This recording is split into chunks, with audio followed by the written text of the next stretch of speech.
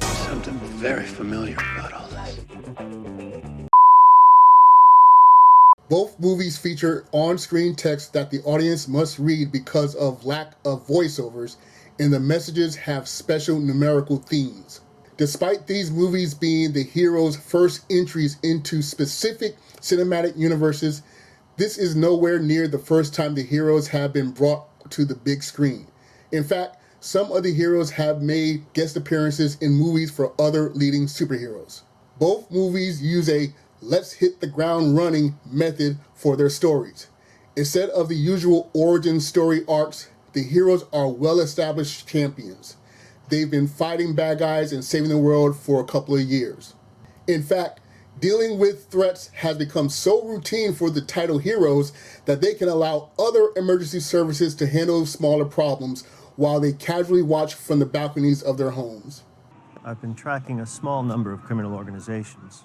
The Puppet Master in the Bowery, the Wizard in Gramercy Park, and Diablo in Washington Heights. You baby-proof the world. You were out there helping them? Oh, no, that's just some dimensional imp. They've got that handled. I was looking for the dog. The title character heroes were born without superpowers. After uniquely tragic events involving space travel and cosmic radiation, they gained abilities far beyond those of mortal men. Each movie has a female antagonist that was also born without superpowers. The ladies willfully offered their services to the primary supervillains, and those villains completely altered the anatomies of the women so that the gals can walk around kinda naked. Regarding the primary villains, each big bad guy is motivated by an extreme version of a deadly sin, envy for one villain and gluttony for the other. They are so obsessed that they don't even bother denying the truth. He is a being of infinite power, one strong enough to absorb my hunger, so that I may finally rest. You're driven by envy, Luther. You couldn't be more obvious. They mention Galileo or Einstein or one of these other twits in the same breath as me, I feel a tide of vomit burn the back of my throat. One of the title characters went to college and earned several PhDs before becoming a superhero, but for some reason, his heroic name begins with Mr. Those same heroes are also race swaps from their original comic book appearances. One is a minority that took over the mantle that was held by a white person. The other is an actor that gets lots of roles because he's technically a minority, but easily passes for white, allowing casting directors to have their cake and eat it too. There is a battle in a major metropolitan area involving 4 superheroes and a creature the size of high-rise office buildings. Both movies have supervillains that are notorious for causing literal earth-shattering damage to achieve their goals. There are mass evacuations of the aforementioned major cities.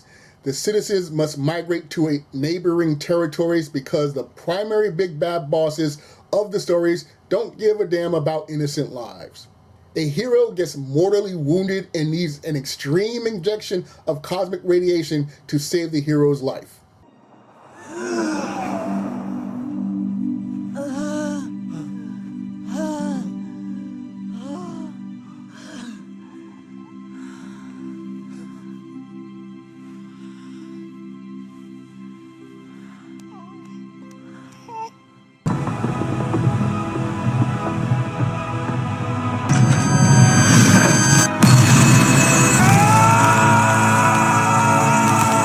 Both movies feature grayish colored space aliens that travel on floating platforms.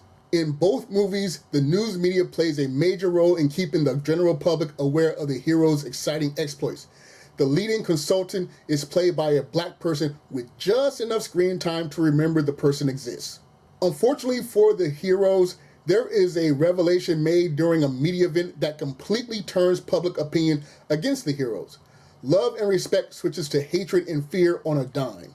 Both the heroes and the villains have headquarters with customized architectural designs that are large and bizarre. The supervillains must physically detach themselves from their bases of operation to pursue their ultimate goals.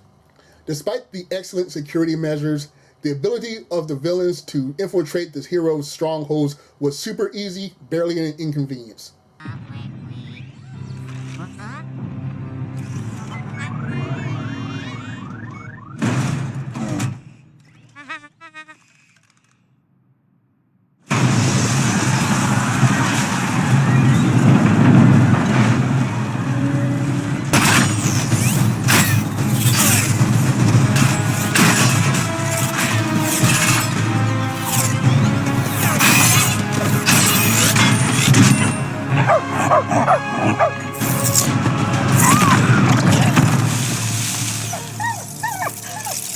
The heroes have at least one robotic assistant inside their headquarters that takes care of the household chores and repairs. Both movies have babies with indeterminate superpowers that are placed in extreme jeopardy.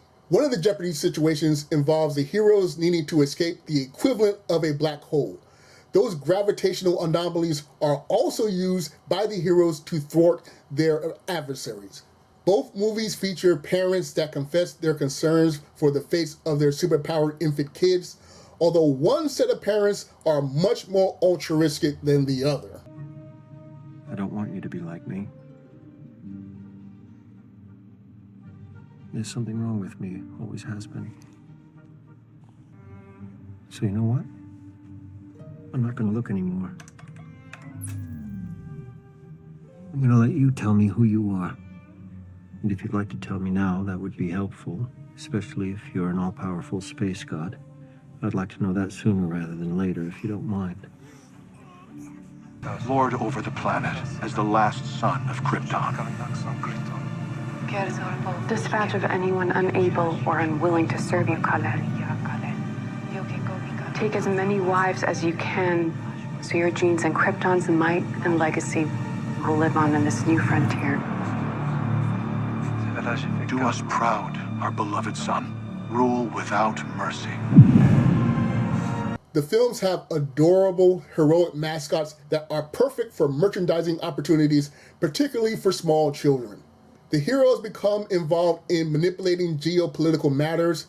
However, in one world, humanity would prefer that the superheroes stick to punching monsters and rescuing squirrels, while in the other world, humanity has given the heroes the keys to the kingdoms. Both movies have mid-credit and post-credit scenes. The scenes have their charms, but the footage barely adds anything to the overall stories. A character with the reputation of being a womanizer charms the sexy female associate of the main villain. Granted, the ladies were under oppressed subjugation. Getting them to make face turns wasn't that difficult. Old recordings of space aliens are decoded. I could believe the engineer because she's a cyborg that fits a corrupted file. I refuse to believe the Human Torch learned an entire alien language based on a single sentence translation. By the time the movies are over and it's all said and done, there is a 4-person team made up of a permanently disfigured bald man, a hot-headed blonde man that can blast energy from his hands, a technology genius man with social anxieties, and a woman that did a lot of screaming and had no crisis of conscience about killing her enemies.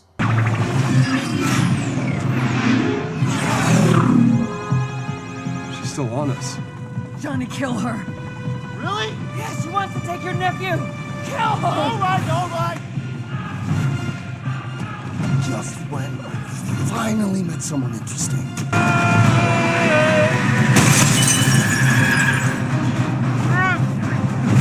I know you won't kill me! You are too delicate and weak, like Superman. I'm not like Superman.